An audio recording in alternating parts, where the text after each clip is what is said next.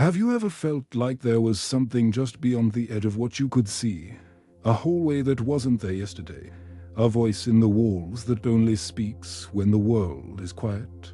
A place that calls to you, not with words, but with wonder. Tonight, you are invited to enter that place. Close your eyes, dear dreamer. Let the hush of the night wrap round you like an old wool cloak. Let your breath slow, your thoughts soften, and your heart open, just a little, to the impossible. You are about to step into a world that breathes in silence, where spells are not cast, but remembered, where staircases twist through mist, and forgotten doors open only when you're truly ready to see them. In this story, there are no loud heroes, only a quiet boy, his school hidden beneath the clouds, and a lantern that only glows for one. And if, somewhere along the way, this tale stirs something quiet inside you, consider subscribing to Mystical Sleep Tales.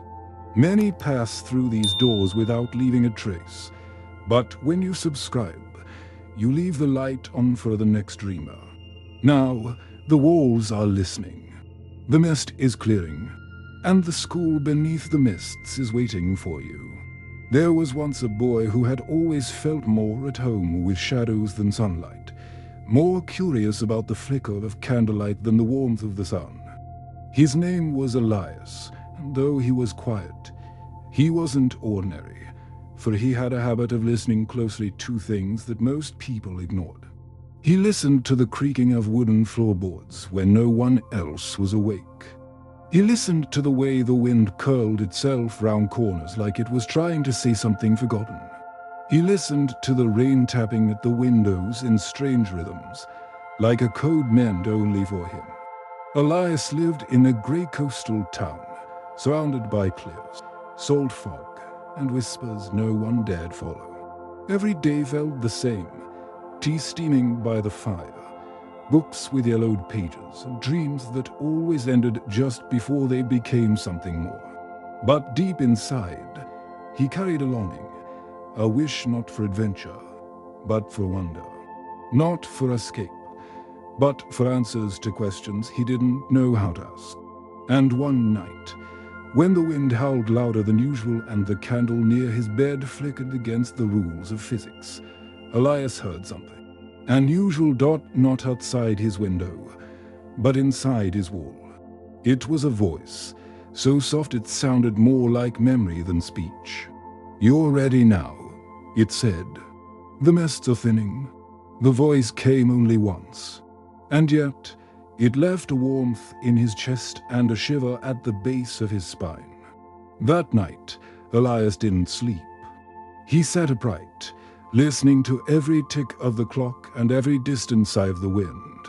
And when the clock struck midnight, his bedroom wall began to ripple, like fabric in a breeze, and a narrow doorway unfolded out of nothing, lit by a cold blue glow. Elias blinked once, twice, but the door didn't vanish. He rose slowly, barefoot, still wrapped in his blanket like a cocoon of safety. He stepped through the wall, and the moment he crossed its threshold, the air changed. It smelled of old wood, starlight, and something impossibly familiar, like the very first time someone reads your name aloud from an ancient book. Before him stretched a long corridor made of deep black stone, pulsing faintly with bluish veins of light. The walls curved inward, breathing slowly, almost like they were alive. And at the end of the corridor, barely visible through the mist, was a staircase spiraling downward, into sleep, into silence, into something waiting. Elias didn't hesitate. He followed the whispering walls into the unknown. The staircase beneath Elias's feet coiled like a serpent carved from silence, leading him down into the depths of something ancient and forgotten. With each step, the air grew thicker, not heavy, but velvety, like fog made of memory. The only sound was the faint echo of his own breathing and the soft pulse of bluish light along the walls, guiding him as if the place itself had chosen him. And then, without warning, the staircase ended. Elias stepped onto a stone platform suspended in an ocean of silver mist. The space was vast, so vast it had no ceiling, no floor, only swirling clouds lit faintly from within by hidden lantern. A small boat waited at the edge of the platform, tethered to nothing, yet perfectly still.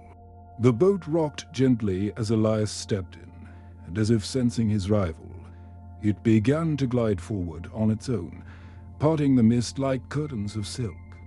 Shapes began to appear in the fog, twisting towers, windows that blinked like eyes, bridges that arched without support. The mist thinned, and a grand structure slowly revealed itself. It was a castle, but not like the ones in storybooks. It was more grown than built, as if the stones had risen from the earth and decided to become something wise and solemn. The walls were wrapped in vines that glowed faintly, and the roofs shimmered with a coating of dew that reflected stars Elias had never seen before. The boat touched the shore of a dark lake that surrounded the castle on all sides. The mist hung low over the water, curling into the edges of the building like it belonged there, like it was part of the architecture itself. Elias stepped onto the dock, and his feet met ancient wood, still warm, as if hundreds of others had stood there before him, waiting to be welcomed. A lantern floated toward him, truly floated, with no string or hand, and from behind it came a tall figure wrapped in dark emerald robes, his face hidden beneath a hood that shimmered like starlight on deep water. "Elias," the figure said, his voice like the creak of old doors and the hush of library corners. "You've arrived at last. Welcome to the school beneath the mists." Elias opened his mouth to ask how the man knew his name, but the question melted before it could form. The school seemed to know everything already. And the more he stood there, the more familiar it felt, like returning to a place he'd once dreamed of and forgotten. As they walked toward the castle entrance, Elias noticed small things, statues that turned their heads when he passed, windows that reflected not his face but his thoughts, candles that flickered to life in response to his emotions. This place was alive, not breathing like a creature, but remembering, waiting, feeling. Inside, the entrance hall stretched impossibly high, with staircases that drifted through the air like pieces of ribbon. Portraits lined the walls, but their subjects were asleep, breathing softly, as if preserving the dreams of ages past. Overhead, a dome ceiling glowed with shifting constellations, none of which Elias recognized, but all of which made his heart ache with strange nostalgia. The hooded man turned to him once more. "Here, we do not teach magic. We teach how to listen to it." He gestured toward a heavy oak door covered in carvings of moons and eyes. "Your dormitory is behind that door. But be warned, the rooms shift with the night. Follow your breath, not your memory." Elias crossed the threshold, heart racing not with fear, but with a stillness so deep it felt like awe. He had entered the place from which no dream truly returned the same.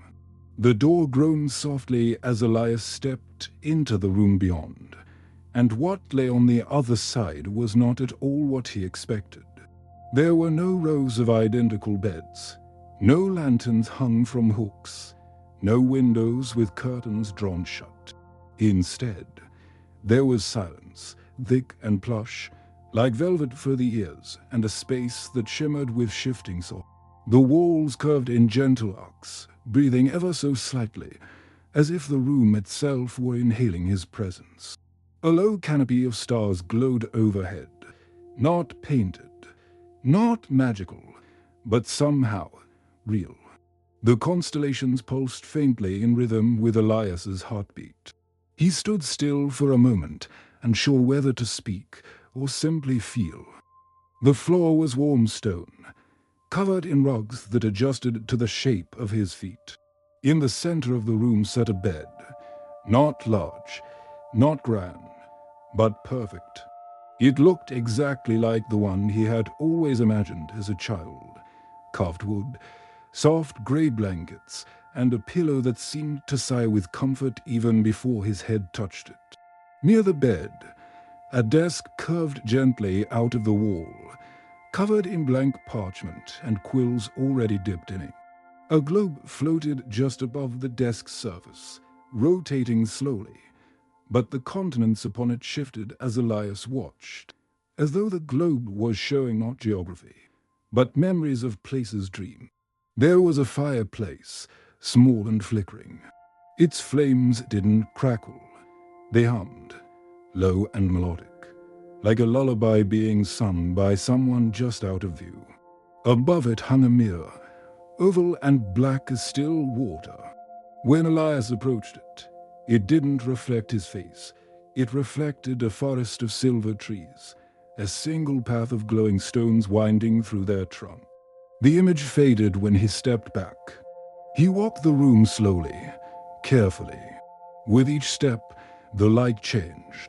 With each breath, something shifted. The stars twinkled brighter when he smiled. The fire warmed when he felt safe. And when a flicker of loneliness passed through him, as it sometimes did, quietly, like a shadow crossing a field, the bed covers pulled back gently, as if inviting him. Elias whispered softly, "Alive." The room didn't speak, not with words. But he felt an answer, a warm swirl of air around his ears, a soft pulse beneath the floor.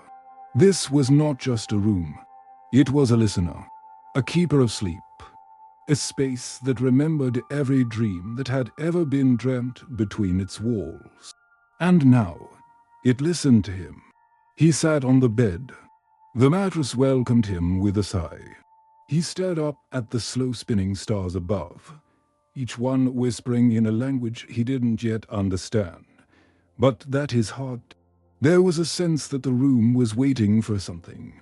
Not impatient, not expectant, just present, like an old friend who has waited many years for your return. Elias curled beneath the covers, his breath deepening, his thoughts softening. The fire dimmed.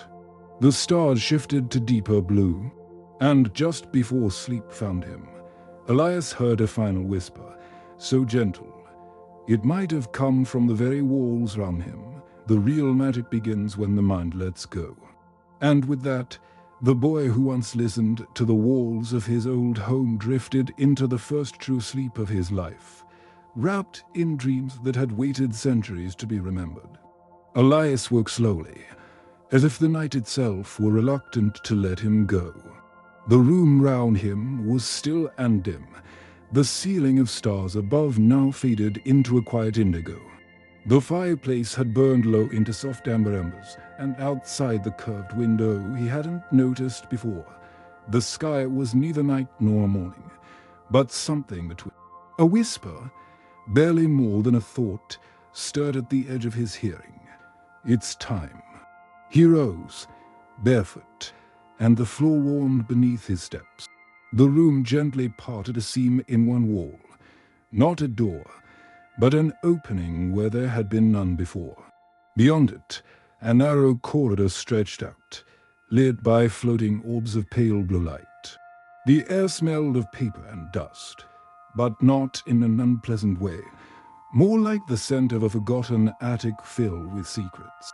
At the end of the corridor, a library waited. But this was no ordinary library. It wasn't grand or towering. In fact, it didn't seem to have any fixed shape at all. The walls shifted when Elias blinked. The shelves rearranged themselves softly when he stepped forward. The books leaned toward him as if they'd been waiting, patiently, for his hands to open them. And above all, there was quiet, a sacred, warm silence that hummed with unread stories. The shelves were filled with books bound in leather, wood, silk, and some with no material Elias could name. Some titles shimmered briefly and disappeared. Others had no titles at all, just symbols, or single whispered notes when touched. One book glowed faintly and let out the scent of lavender and snowfall when he passed it. Another trembled as if excited, then settled when he turned his gaze. Elias noticed something odd. This place had no librarian, no rules, no instructions, and yet he knew exactly where to go. His feet carried him to a shelf that hadn't been there a moment ago. It bent inward, forming a crescent, as though cradling him inside it. There, he found a thin black book with no title. When he touched it, the air around him rippled gently, and the shelf behind him closed softly, cocooning him in a space of flickering candlelight. He opened the book, and the pages turned themselves, not quickly, not forcefully, but in rhythm with his breath. They showed not printed words, but scenes, memories that weren't his, but felt like they could be. He saw a boy made of smoke dancing in moonlight. A corridor of mirrors where your reflection whispered truths you never dared say. A tree that bloomed only once every 1,000 heartbeats, and only for those who had forgotten their own names. The library wasn't just holding books. It was holding dreams, memories, possibilities. And somewhere between one page and the next, Elias began to feel something shift inside him. A door opening, not outward, but inward. A sense that there were stories buried in him too, waiting to be read. He closed the book gently. The shelves round him glowed in quiet appreciation and parted once more to let him out. As he returned to the hallway, the floating lights dimmed, one by one. The corridor faded, the doorway sealed behind him as though it had never been there. Back in his room, Elias sat at the desk and found a small note resting atop the parchment. It read, in ink that shimmered like fog at dawn, "The library isn't always there. But when it is, it's always waiting for you." The next day arrived not with a bell or trumpet, but with a soft vibration in the air, like a breath being held just before a story is told.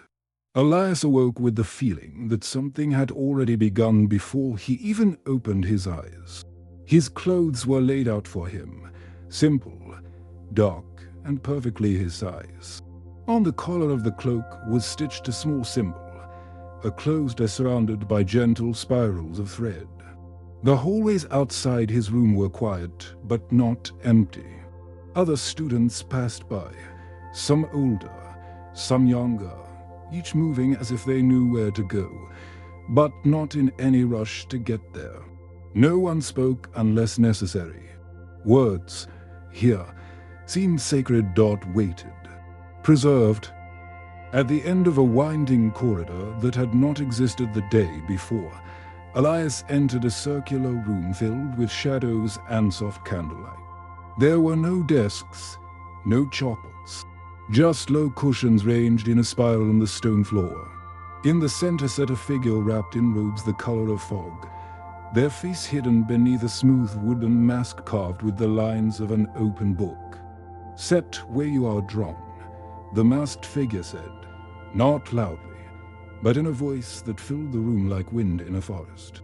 Elias chose a cushion near the edge, and as he sat, he felt a warmth bloom beneath it.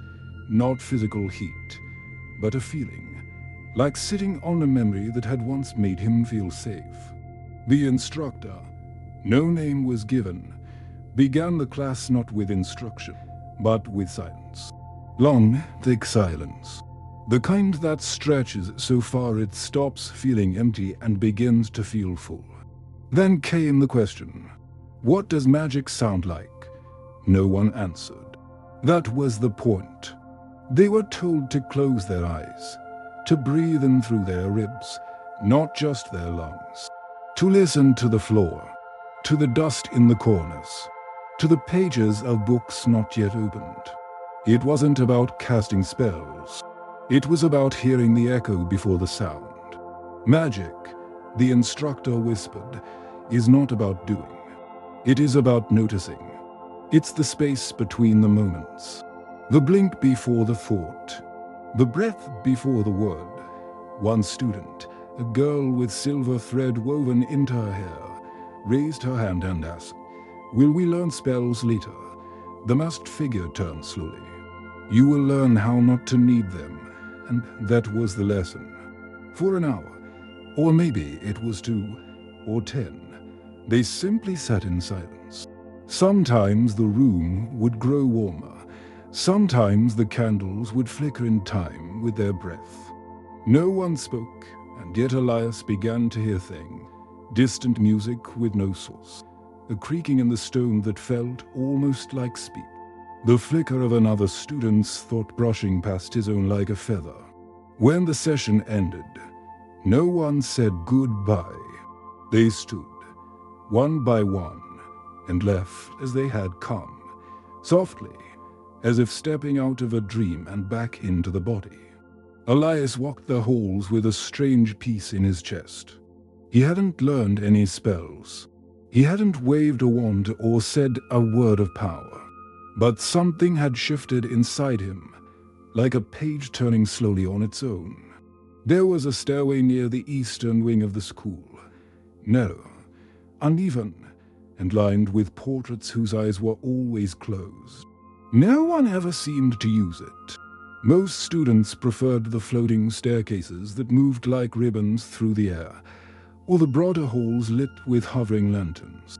But Elias had noticed it. Or rather, it had noticed him. It began with a sound, faint, scratchy, rhythmic, like breathing, but slower. Sometimes it came in the early morning, sometimes just after dusk. A deep inhale and a long, hollow exhale, rising up through the stones beneath his feet when he passed that part of the corridor. One evening, when the mists outside pressed softly against the windows and most of the students had retreated to their listening rooms, Elias returned to the stairway.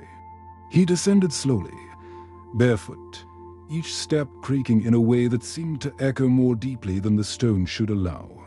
At the bottom of the steps, he found a small wooden door. It wasn't locked. In fact, it didn't even have a handle. It simply opened when he touched it with the back of his fingers. Beyond it was darkness. Not the kind that frightens, but the kind that listens, that waits. Elias stepped inside. The room, if it was a room, was shaped like a spiral, descending in gentle curves. On the walls were carvings of eyes, feathers, and trees with roots that curled into circles. The air smelled faintly of moss and parchment left out in the rain. And then, in the very center of the spiral floor, he saw it. A creature, small, curled up like a sleeping cat, but not quite animal. Its body was shaped like a tangle of vines woven with strands of light.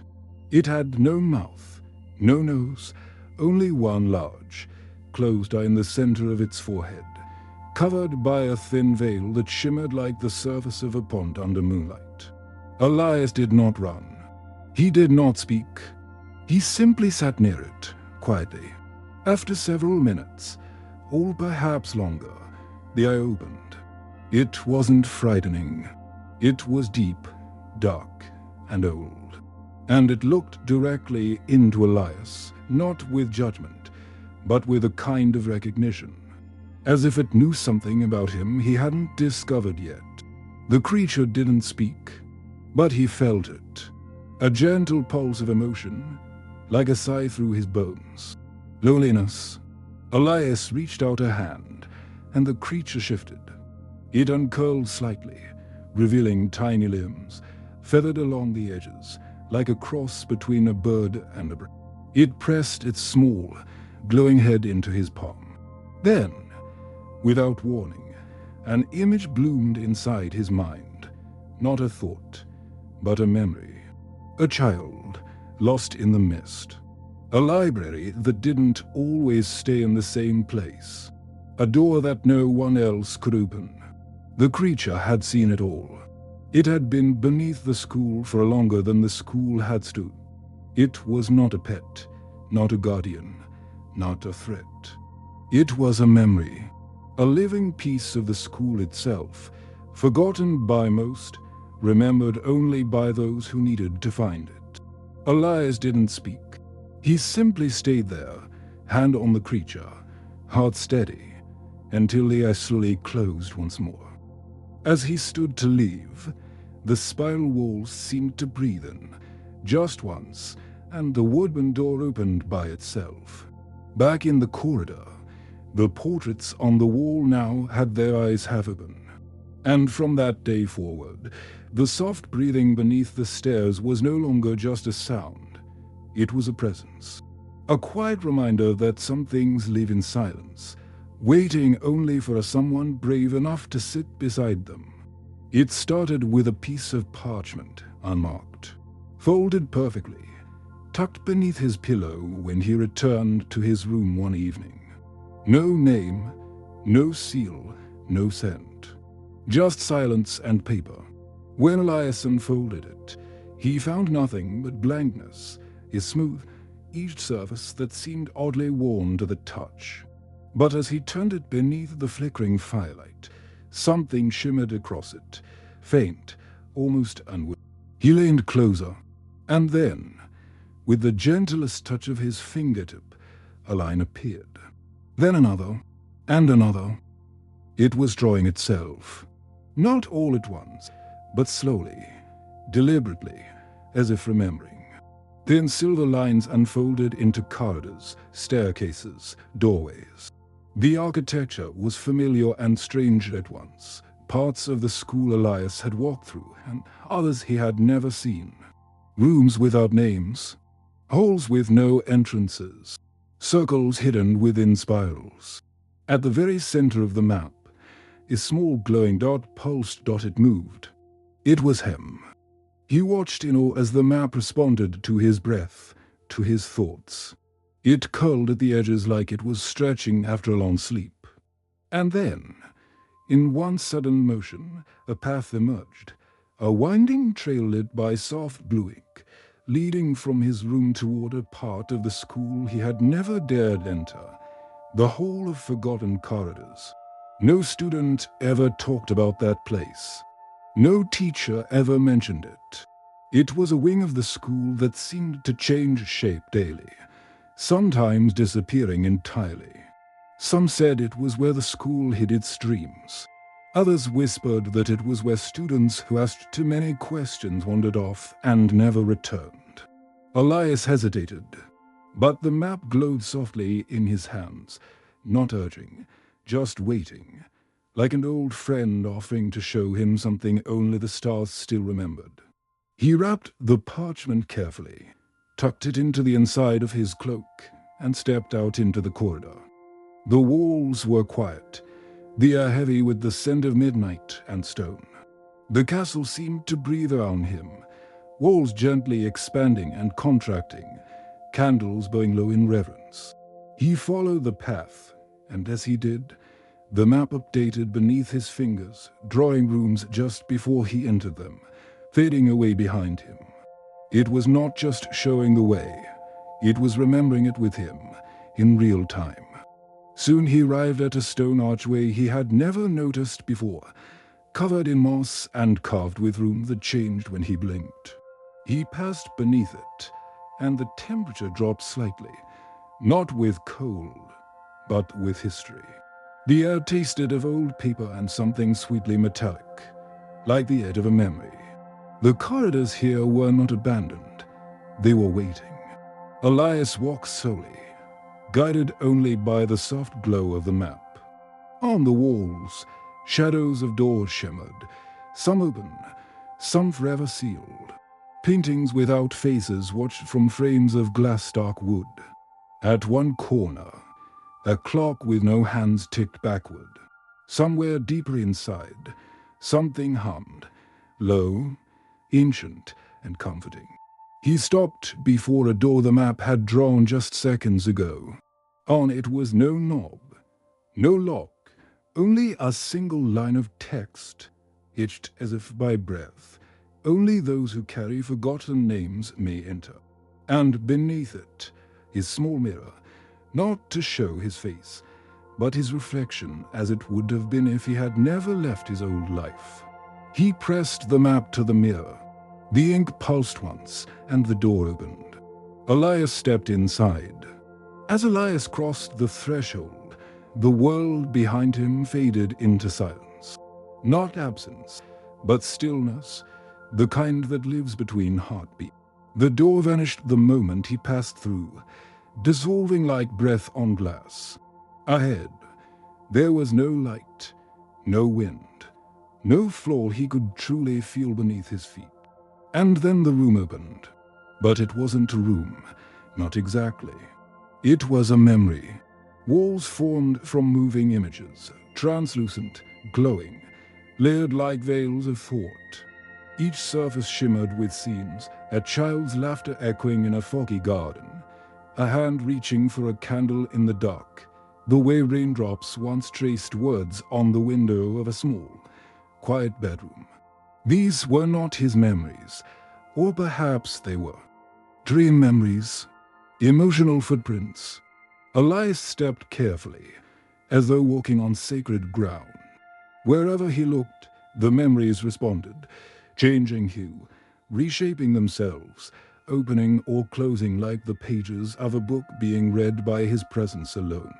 In the center of the space was a shallow pool of water, perfectly still, reflecting not the room, but the sky, though not the sky above the school. This one was endless and filled with constellations he hadn't seen since childhood dreams. He knelt beside the pool, and his reflection flickered, showing him not who he was, but who he had once imagined himself to be.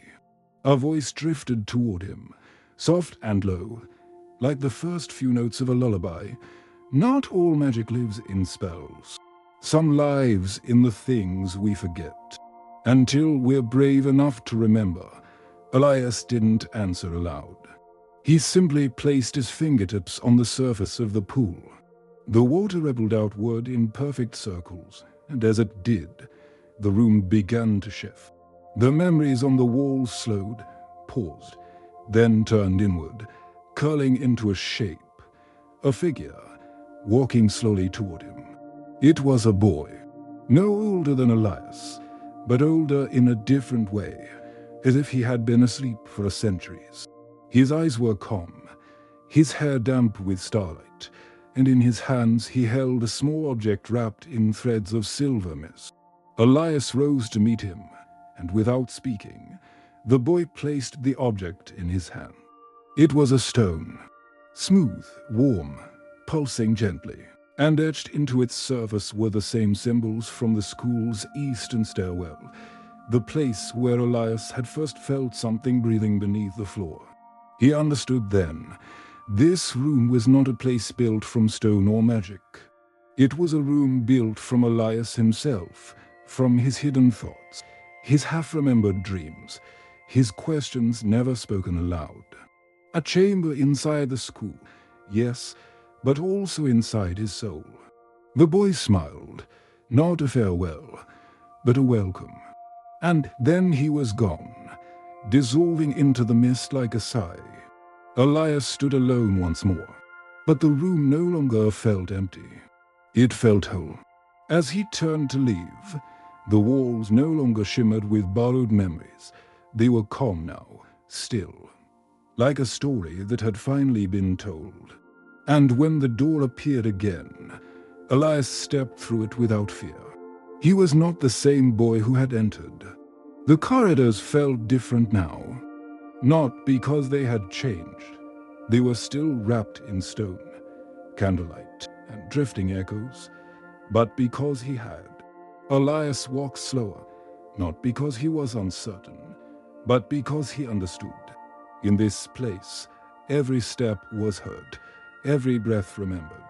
The school was always listening, and now it had begun to answer. He followed no map this time, only instinct, only silence. His feet carried him to a narrow hall he'd never seen before, or perhaps he had, in a dream long ago. The walls were lined with niches, each holding a lantern. Some glowed faintly, others flickered with forgotten warmth, and many were dark, cold. At the end of the hallway, on a pedestal of stone draped in soft blue moss, stood a single lantern. It was simple, metal aged with time, glass curved like a drop of water. And yet, it was different from all the others. Its handle was shaped like a crescent moon, and carved into its base were letters so old they seemed to be part of the stone itself. No one was round, no voices, no movement. Elias reached out, not knowing what he was meant to do, only that his hands were steady, his breath calm, and his heart. The moment his fingers touched the lantern's frame, something stirred. Not round him, within. A single golden thread of light flickered inside the lantern, like a candle being coaxed awake after centuries of sleep. It swirled once, twice, then burst softly into life. The flame glowed not with fire, but with memory, with identity, with knowing. Warmth spread through his palm, up his arms, and into his chest. Not heat, but a quiet recognition. As if the lantern wasn't just lighting up, it was greeting him. Then, something even stranger happened. The other lanterns in the hallway flickered in response. Only slightly, a nod, a whisper, a welcome. Elias felt a pressure behind his eyes. Not sadness, not pain, but something deeper. The kind of emotion that comes when you realize you've been seen, truly seen, by something ancient and vast and kind. He sat down beside the pedestal. For a long while, he didn't move. He simply watched the light dance inside the lantern. His light, now, casting shadows that curled like vines across the walls. The air felt sacred, as though a door had been opened somewhere, far away, and something beautiful had chosen to step through. No one told him what the lantern meant. No professor appeared to offer congratulations. No book explained it. But Elias understood.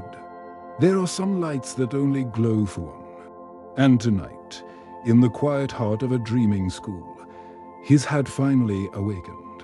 The days, or were they nights, had folded into one another like soft pages in a book with no end. Elias no longer counted them. Time inside the school beneath the mists moved differently, like mist itself, flowing, curling, reshaping, always present, but never still. He had wandered through memory rooms, listened to walls breathe, held a lantern that glowed only for him. And yet, it wasn't the spells, for there were none, nor the lessons, for they were unspoken, that changed him. It was something deeper, quieter, belonging. There came a moment, subtle, like a leaf drifting to the ground, when he felt it. A shift inside, as if the school had settled round him like a cloak, and he had stopped trying to understand it, and had simply become part of it. That evening, Elias returned to the main hall, where the ceiling arched into a sky filled with constellations that no telescope would ever find. He stood in the center, the stars above mirrored faintly in the polished stone beneath his feet. In the silence, he expected to hear a bell, a farewell, a summons, but none came, because in this place the last bell never rang. There was no ending, no departure, only a soft unfolding. The school did not release its students. It kept them, not as prisoners, but as keepers, as listeners, as dreamers. Elias turned slowly in the quiet hall, gazing up at the stars painted in moving light above him. Each one pulsed like a story, like a memory too beautiful to vanish. And he realized, some journeys don't take you far away. They take you inward, until one day you wake up and realize you're not dreaming anymore. You're simply home,